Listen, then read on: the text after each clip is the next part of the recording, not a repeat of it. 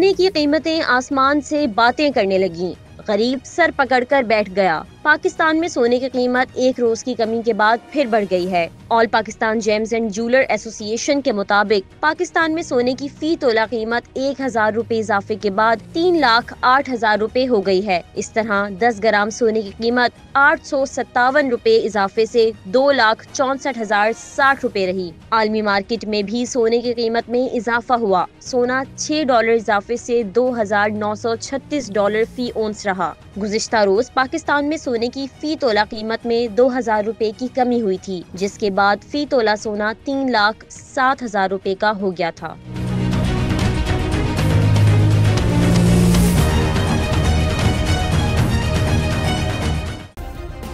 Subscribe करें और bell दबाएं ताकि कोई खबर रह न जाए।